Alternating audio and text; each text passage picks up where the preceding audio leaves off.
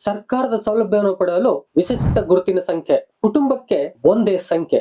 ರಾಜ್ಯ ಹಾಗೂ ಕೇಂದ್ರ ಸರ್ಕಾರದ ಯಾವುದೇ ಸವಲತ್ತನ್ನು ಪಡೆಯಬೇಕಾದ್ರೆ ಈ ಸಂಖ್ಯೆ ಕಡ್ಡಾಯ. ಪ್ರತಿವೀಕ್ಷಕರೇ, ರಾಜ್ಯದಲ್ಲಿ ಕುಟುಂಬಕ್ಕೊಂದು ವಿಶಿಷ್ಟ ಗುರುತಿನ ಸಂಖ್ಯೆ ಆಧಾರ್ ಬಿಡಿ, ಅದನ್ನ ಹೊರತುಪಡಿಸಿ ಈಗ ಕರ್ನಾಟಕದಲ್ಲಿ ಪ್ರತಿ ಕುಟುಂಬಕ್ಕೊಂದು ವಿಶಿಷ್ಟವಾದಂತಹ ಡಿಫ್ರೆಂಟ್ ಆದಂತ ಒಂದು ಗುರುತಿನ ಸಂಖ್ಯೆಯನ್ನ ಕೊಡ್ತೇವೆ. ನೀವೇನಾದ್ರೂ ಈ ಸಂಖ್ಯೆಯನ್ನ ಪಡ್ಕೊಂಡ್ರೆ ಸರ್ಕಾರದಲ್ಲಿ ಸಿಗ್ತಕ್ಕಂತ ಸವಲತ್ತುಗಳು ಅಂದ್ರೆ ಸಹಾಯಧನ ಆಗ್ಬೋದು, ರೈತರಿಗೆ ಸಿಗ್ತಕ್ಕಂತ ಸಹಾಯಧನ ಆಗ್ಬೋದು, ಪ್ರಕೃತಿ ವಿಕೋಪಗಳಾದಂತಹ ಸಂದರ್ಭದಲ್ಲಿ ನೀವು ಅಪ್ಲೈ ಮಾಡಿ ತಗೊಳ್ತಕ್ಕಂತ ಸಹಾಯಧನಗಳಾಗ್ಬೋದು, ಸ್ಕಾಲರ್ಶಿಪ್ ಗಳಾಗ್ಬೋದು, ಸರ್ಕಾರದಿಂದ ಪಡ್ಕೊಳ್ತಕ್ಕಂತ ಯಾವುದೇ ರೀತಿಯ ಆರ್ಥಿಕ ನೆರವು ಆಗ್ಬೋದು, ಇವುಗಳೆಲ್ಲವನ್ನ ನೀವು ಪಡ್ಕೋಬೇಕು ಅಂತ ಹೇಳಿದ್ರೆ ಈ ಒಂದು ವಿಶಿಷ್ಟ ಗುರುತಿನ ಸಂಖ್ಯೆ ಇರ್ಲೇಬೇಕಾಗತ್ತೆ. ಕುಟುಂಬ ಮಸೂದೆ 2025 ಈ ಒಂದು ಮಸೂದೆಯನ್ನ ಚಳಿಗಾಲದ ಅಧಿವೇಶನ ಅಂದ್ರೆ ಬೆಳಗಾವಿಯಲ್ಲಿ ನಡೀತಾ ಇರತಕ್ಕಂತ ಚಳಿಗಾಲದ ಅಧಿವೇಶನದಲ್ಲಿ ಮಂಡನೆಯನ್ನ ಮಾಡಿ ಇದನ್ನೊಂದು ಕಾಯ್ದೆಯಾಗಿ ರೂಪಿಸಬೇಕು ಎಂಬುದಾಗಿ ಸರ್ಕಾರ ಸಿದ್ಧತೆಯನ್ನ ನಡೆಸಿಕೊಂಡಿದೆ. ಏನಿದು ವಿಶಿಷ್ಟ ಗುರುತಿನ ಸಂಖ್ಯೆ, ಉಪಯೋಗ ಏನು, ಇದ್ರ ಫಲವನ್ನ ಹೇಗ್ ಪಡ್ಕೊಳ್ಳೋದು, ಯಾವ ರೀತಿ ಇದಕ್ಕೆ ರಿಜಿಸ್ಟರ್ ಮಾಡೋದು, ಈ ಎಲ್ಲ ವಿಚಾರಗಳನ್ನ ಈ ವಿಡಿಯೋದಲ್ಲಿ ನಾನು ಸಂಪೂರ್ಣವಾಗಿ ಕೊಡಕ್ ಹೋಗ್ತಿದ್ದೀನಿ. ವಿಡಿಯೋನ ಸ್ಕಿಪ್ ಮಾಡ್ದೇನೆ ಕೊನೆವರೆಗೆ ನೋಡಿ. ಹಾಗೂ ನೀವೇನಾದ್ರು ಫಸ್ಟ್ ಟೈಮ್ ನನ್ನ ಚಾನಲ್ ಬಂದು ಸಬ್ಸ್ಕ್ರೈಬ್ ಆಗದೆ ವಿಡಿಯೋ ನೋಡ್ತಾ ಇದ್ರೆ ದಯವಿಟ್ಟು ಸಬ್ಸ್ಕ್ರೈಬ್ ಮಾಡ್ಕೊಳ್ಳಿ, ಆ ಮೂಲಕ ಸಪೋರ್ಟ್ ಮಾಡ್ತೀರಿ. ಹಾಗೂ ನಾನ್ ಮಾಡ್ತಕ್ಕಂತ ಎಲ್ಲ ಈ ರೀತಿಯ ಇನ್ಫಾರ್ಮೇಟಿವ್ ವಿಡಿಯೋಗಳು ನಿಮ್ಗೆ ಬಂದು ನೋಟಿಫಿಕೇಶನ್ ಮೂಲಕ ತಕ್ಷಣ ತಲುಪಬೇಕು ಅಂತ ಹೇಳಿದ್ರೆ ಪಕ್ಕದಲ್ಲೇ ಇರೋ ಬೆಲ್ ಬಟನ್ ಕ್ಲಿಕ್ ಮಾಡಿ ಆಲ್ ಅಂತ ಸೆಲೆಕ್ಟ್ ಮಾಡ್ಕೊಳ್ಳಿ. ಕುಟುಂಬ ತಂತ್ರಾಂಶ, ಈ ತಂತ್ರಾಂಶ ಯಾವ ಯಾವ ವ್ಯವಸ್ಥೆಗಳನ್ನ ಒಳಗೊಂಡಿದೆ ಅಂತಕ್ಕಂಥದ್ದನ್ನ ಹೇಳ್ತಾ ಹೋಗ್ತಾರೆ. ಮೊದಲನೇದಾಗಿ ಸಾಮಾಜಿಕ ನೋಂದಣಿಯನ್ನ ಮಾಡಲಾಗುತ್ತೆ ಅಂತಾರೆ. ಸಾಮಾಜಿಕ ನೋಂದಣಿ ಅಂತ ಹೇಳಿದ್ರೆ ಕರ್ನಾಟಕದಾದ್ಯಂತ ಪ್ರತಿಯೊಬ್ರು ಕೂಡ ಇದಕ್ಕೆ ರಿಜಿಸ್ಟರ್ ಆಗ್ಬೇಕಾಗತ್ತೆ.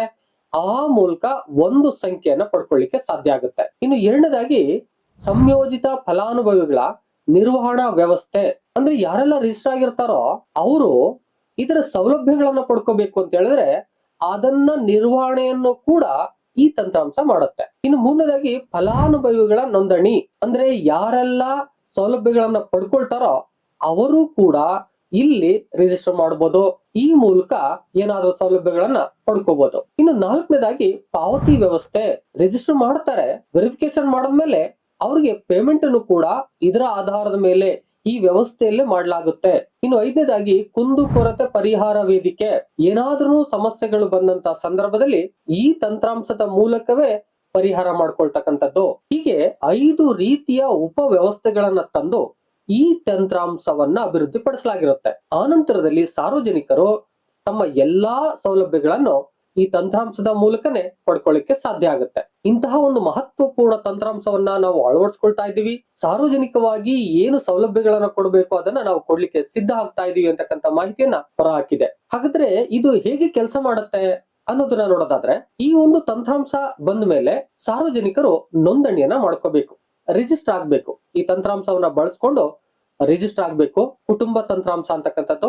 ಹಾಗಾದ್ರೆ ಸಾರ್ವಜನಿಕರು ಈ ತಂತ್ರಾಂಶಕ್ಕೆ ಹೋಗಿ ಈ ಸಾಫ್ಟ್ವೇರ್ ಗೆ ಹೋಗಿ ರಿಜಿಸ್ಟರ್ ಆಗ್ತಾರೆ. ಅಂದ್ರೆ ಆ ರಿಜಿಸ್ಟರ್ ಆಗೋದು ಹೇಗೆ ಅದನ್ನ ನೋಡೋದಾದ್ರೆ, ಮೊದಲು ಈ ತಂತ್ರಾಂಶಕ್ಕೆ ಎಂಟ್ರಿ ಕೊಟ್ಟ ಮೇಲೆ ನಿಮ್ಮ ಮಾಹಿತಿಯನ್ನ ಒದಗಿಸಬೇಕಾಗತ್ತೆ.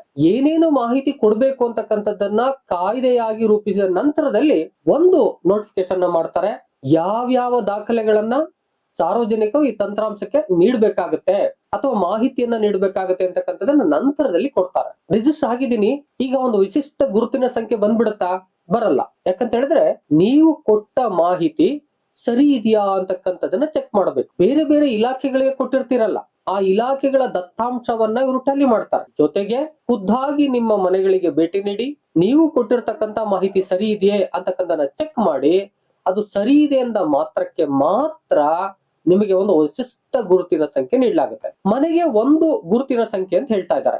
ಒಂದು ಸಂಖ್ಯೆ, ನಾವು 16 ಜನ ಇದ್ದೀವಿ, 4-8 ಜನ ಇದ್ದೀವಿ ಅಂತಕ್ಕಂತ ಏನಾದ್ರು ಪ್ರಶ್ನೆ ನಿಮ್ಮಲ್ಲಿದ್ರೆ ಅದಕ್ಕೆ ಕ್ಲಾರಿಟಿಯನ್ನು ಕೊಟ್ಟಿದ್ದಾರೆ. ಒಂದು ಕುಟುಂಬಕ್ಕೆ ಒಂದು ಸಂಖ್ಯೆನ ಕೊಡ್ತೀವಿ, ಆದ್ರೆ ಕುಟುಂಬದ ಸದಸ್ಯರು ಯಾರ್ಯಾರಿದ್ದಾರೋ ಅವರ ಮಾಹಿತಿಯನ್ನ ಆ ಸಂಖ್ಯೆಗೆ ಒಳಪಡಿಸಲಾಗಿರುತ್ತೆ.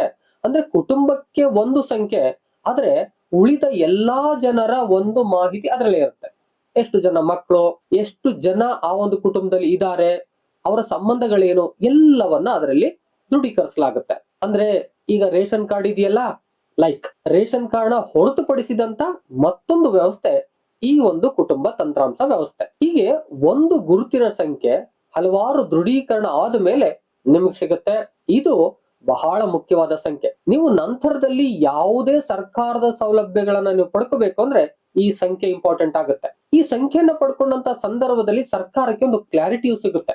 ಎಲ್ಲೆಲ್ಲಿ ಮೋಸಗಳಾಗ್ತಾ ಇದಾವೋ, ಮಾಹಿತಿಯನ್ನೇ ನೀಡದೇನೆ ಸೌಲಭ್ಯಗಳನ್ನ ಪಡ್ಕೊಳ್ತಾ ಇದಾರೋ, ಇಲ್ಲಿ ನಾವಿಲ್ಲ, ಅಲ್ಲಿ ನಮಗ್ ಸಂಬಂಧ ಇಲ್ಲ, ಇದು ನಾವಲ್ಲ, ಇದು ಯಾರೋ ಬೇರೆಯವರು, ನಮ್ಮ ಕುಟುಂಬದವರಲ್ಲ ಅಂತಕ್ಕಂತ ಕುಟುಂಬದಲ್ಲೇ ಬೇರೆ ಬೇರೆ ಸೌಲಭ್ಯಗಳನ್ನ ಪಡ್ಕೊಳ್ತಾ ಇದಾರೋ ಅಂತವ್ರನ್ನೆಲ್ಲ ಪತ್ತೆ ಹಚ್ಚಿ ಒಂದೇ ಸಂಖ್ಯೆಯಲ್ಲಿ ಅಲ್ಲಿ ಎಷ್ಟು ಜನ ಇದ್ದಾರೆ, ಅವ್ರಿಗೆ ಎಷ್ಟು ಸೌಲಭ್ಯಗಳನ್ನ ಕೊಡಬೇಕು, ಎಷ್ಟು ಸಾರಿ ಕೊಡಬೇಕು ಅಂತಕ್ಕಂತ ಎಲ್ಲ ನಿರ್ಧಾರವನ್ನ ಈ ಸರ್ಕಾರಗಳು ಮಾಡ್ಲಿಕ್ಕೆ ಇದರಿಂದ ಸಾಧ್ಯ ಆಗುತ್ತೆ. ಒಟ್ಟಾರೆ ಹೇಳೋದಾದ್ರೆ ಸರ್ಕಾರಕ್ಕೆ ಮೋಸ ಮಾಡತಕ್ಕಂಥದ್ದು ಕಡಿಮೆ ಆಗ್ಬಿಡತ್ತೆ. ಇದೊಂದು ರೀತಿಯಾದಂತಹ ಉತ್ತಮವಾದ ತಂತ್ರಾಂಶ. ಆದ್ರೆ ಈ ದತ್ತಾಂಶಗಳ ಸೋರಿಕೆ ಆದ್ರೆ ಏನ್ ಮಾಡೋದು, ಅದಕ್ಕೆ ಕ್ಲಾರಿಟಿಯನ್ನು ಕೊಟ್ಬಿಡುತ್ತೆ. ದತ್ತಾಂಶ ಸೋರಿಕೆಯನ್ನ ಯಾವ ರೀತಿಯಲ್ಲೂ ನಾವು ಮಾಡೋದಿಲ್ಲ. ಕುಟುಂಬಕ್ಕೆ ಒಂದು ವಿಶಿಷ್ಟ ಗುರುತಿನ ಸಂಖ್ಯೆ ಬಂದಿರುತ್ತೆ, ನಾವು ಈ ಸಂಖ್ಯೆಯನ್ನ ಮಾತ್ರ ನಾವು ಬೇರೆಯವ್ರಿಗೆ ಕೊಡ್ತೀವಿ ಹೊರತು ಯಾವುದೇ ಇದರ ಮಾಹಿತಿಯನ್ನ, ಹೆಸರಾಗ್ಬೋದು ಮತ್ತೆ ಅವರ ಕುಟುಂಬದ ಇತರ ವಿಚಾರಗಳಾಗ್ಬೋದು ಅಥವಾ ಮಾಹಿತಿ ಆಗ್ಬೋದು, ಯಾವುದನ್ನೂ ಕೂಡ ನಾವು ಬೇರೆಯವ್ರಿಗೆ ನೀಡುವುದಿಲ್ಲ. ಯಾವ್ದಾದ್ರೂ ಇಲಾಖೆಗಳು ಕುಟುಂಬ ಸಂಖ್ಯೆಯನ್ನ ಕೇಳಿದ್ರೆ ಸಂಖ್ಯೆಯನ್ನಷ್ಟೇ ಕೊಡ್ತೀವಿ, ಮಾಹಿತಿಯನ್ನ ಅವ್ರಿಗೆ ಹೆಚ್ಚು ನೀಡೋದಿಲ್ಲ. ಈ ಒಂದು ಕಾನ್ಫಿಡೆನ್ಸ್ ಅನ್ನ ನಾವು ಇಟ್ಟಿರ್ತೀವಿ ಎಂಬುದಾಗಿ ಅದರ ಬಗ್ಗೆ ಖಚಿತತೆಯನ್ನು ಕೂಡ ನೀಡಿದೆ. ಅಂದ್ರೆ ವೈಯಕ್ತಿಕ ಮಾಹಿತಿಯ ಸೋರಿಕೆಯನ್ನ ನಾವು ಮಾಡೋದೇ ಇಲ್ಲ ಅಂತಕ್ಕಂಥದ್ದನ್ನ ಹೇಳಲಾಗಿದೆ. ಜೊತೆಗೆ ಅದರ ಗೌಪ್ಯತೆಯನ್ನು ಕೂಡ ನಾವು ಕಾಪಾಡ್ತೀವಿ ಎಂದಿದೆ. ಹಾಗಾದ್ರೆ ಯಾವ್ದಾದ್ರೂ ಸಂದರ್ಭದಲ್ಲಿ ಈ ಒಂದು ಕುಟುಂಬ ಸಂಖ್ಯೆಯ ಮಾಹಿತಿಯನ್ನ ನೀಡ್ತೀರಾ ಅಂತ ಹೇಳಿದ್ರೆ ಕಾನೂನುಬದ್ಧವಾಗಿ, ಅಂದ್ರೆ ಕೋರ್ಟ್ ಇಂದ ಕಾನೂನುಬದ್ಧವಾಗಿ ಯಾವ್ದಾದ್ರೂ ಮಾಹಿತಿ ಬೇಕು ಅಂದಲ್ಲಿ ಮಾತ್ರ ಅದನ್ನು ಕೂಡ ಚೆಕ್ ಮಾಡಿಕೊಂಡು ನೀಡಲಾಗುತ್ತೆ. ಉಳಿದಂತೆ ಯಾವುದೇ ಇಲಾಖೆಗಳಿಗೆ ನಾವು ನೀಡೋದಿಲ್ಲ. ಇನ್ನು ಈ ಸೌಲಭ್ಯಗಳನ್ನು ನೀಡತಕ್ಕಂತ ಇಲಾಖೆಗಳಿದಾವೆ. ಈಗ ಒಬ್ಬ ರೈತ ಯಾವ್ದೋ ಕೃಷಿ ಇಲಾಖೆಯಲ್ಲಿ ಸೌಲಭ್ಯವನ್ನು ಪಡಬೇಕಾಗಿರುತ್ತೆ, ಆ ಸಂಖ್ಯೆಯ ಮೂಲಕ ಹೋಗ್ಬೇಕಾಗತ್ತೆ. ಸರ್ಕಾರ ಆಗ ನೀಡೋದಿಲ್ವಾ? ನೀಡುತ್ತೆ. ಯಾವುದೇ ಇಲಾಖೆಗಳಿಗೆ ಈ ಸಂಖ್ಯೆಯನ್ನ ನೀಡಿ ಮಾಹಿತಿಯನ್ನ ನೀಡಿದ್ರೆ ಅದಕ್ಕೆ ಒಂದು ಕಂಡೀಷನ್ಸ್ ಹಾಕಿರುತ್ತೆ. ಈ ಮಾಹಿತಿ ನಿಮ್ಗೆ ಯಾಕೆ ಬೇಕು, ಯಾವ ಉದ್ದೇಶಕ್ಕಾಗಿ ಬೇಕು, ಎಷ್ಟು ದಿನದವರೆಗೆ ಬೇಕು, ಈ ಎಲ್ಲ ಮಾಹಿತಿಯನ್ನ ಕಲೆ ಹಾಕಿ ಆನಂತರದಲ್ಲಿ ಕೊಡ್ಬೇಕಾ ಬೇಡವಾ ಅಂತಕ್ಕಂಥ ತೀರ್ಮಾನವನ್ನು ಕೂಡ ಆಲ್ರೆಡಿ ಒಂದು ಪ್ರಾಧಿಕಾರವನ್ನ ಇದು ನೇಮಕ ಮಾಡಿರುತ್ತೆ. ಆ ಪ್ರಾಧಿಕಾರದ ಹೆಸರು ಕರ್ನಾಟಕ ಕುಟುಂಬ ಪ್ರಾಧಿಕಾರ ಅಂತ. ಆ ಪ್ರಾಧಿಕಾರ ನಿರ್ಧಾರವನ್ನು ಮಾಡುತ್ತಾ ಇವ್ರಿಗೆ ಕೊಡ್ಬೇಕಾ ಬೇಡವಾ, ಕೊಟ್ರೆ ಎಷ್ಟು ಉಪಯೋಗ, ಎಷ್ಟು ಉಪಯೋಗ ಇಲ್ಲ, ಎಲ್ಲ ನಿರ್ಧಾರವನ್ನ ಮಾಡಿ ಆನಂತರದಲ್ಲಿ ತೀರ್ಮಾನ ತೆಗೆದುಕೊಳ್ಳುತ್ತೆ. ಇದು ಕೂಡ ಪ್ರಾಧಿಕಾರದ ಹ್ಯಾಂಡ್ ಓವರ್ ಅಲ್ಲೇ ಇರುತ್ತೆ. ಜೊತೆಗೆ ಒಂದು ಟೈಮ್ ಬಾಂಡ್ ಅನ್ನ ಕೊಟ್ಟಿರುತ್ತೆ. ಎಷ್ಟು ದಿನದವರೆಗೆ ಈ ಮಾಹಿತಿಯನ್ನ ನಾವು ನಿಮಗೆ ನೀಡ್ತೀವಿ, ಆ ನಂತರದಲ್ಲಿ ನಿಮಗೆ ಈ ಮಾಹಿತಿ ಆಕ್ಸೆಸ್ ನಾವು ಕಡಿತ ಮಾಡ್ಬಿಡ್ತೀವಿ, ನಂತರದಲ್ಲಿ ಈ ಮಾಹಿತಿಯನ್ನ ನೀವು ಬಳಸ್ಕೊಳಕ್ ಸಾಧ್ಯ ಇಲ್ಲ. ಅವರು ಏನಾದ್ರೂ ಬೇರೆ ತರದಲ್ಲಿ ಬಳಸ್ಕೊಳ್ಳೋಕೆ, ಅದ್ ಯಾವುದೇ ರೀತಿಯಲ್ಲಿ ಬಳಸ್ಕೊಳೋದಕ್ಕೆ ನಾವು ಆಕ್ಸೆಸ್ ಕೊಡೋದಿಲ್ಲ ಎಂಬುದಾಗಿ ಕೂಡ ಹೇಳ್ಕೊಂಡಿದೆ. ಹಾಗಾದ್ರೆ ಒಂದು ವೇಳೆ ಈ ಮಾಹಿತಿ ಏನಾದ್ರೂ ಸೋರಿಕೆ ಆಗಿ ಯಾವ್ದಾದ್ರು ಇಲಾಖೆಗಳು ಇದನ್ನ ಸೋರಿಕೆ ಮಾಡ್ಕೊಂಡು ಬೇರೆ ಬೇರೆ ಯಾವ್ದಾದ್ರು ಕಾರಣಕ್ಕೆ ಬಳಸ್ಕೊಂಡ್ರೆ ಏನ್ ಮಾಡ್ಲಾಗುತ್ತೆ? ಶಿಕ್ಷೆಯನ್ನ ನೀಡಲಾಗುತ್ತೆ. 3 ವರ್ಷ ಜೈಲು, 55,000ದಿಂದ 1 ಲಕ್ಷದವರೆಗೆ ದಂಡವನ್ನು ಕೂಡ ನಾವು ಹಾಕ್ತಿವಿ.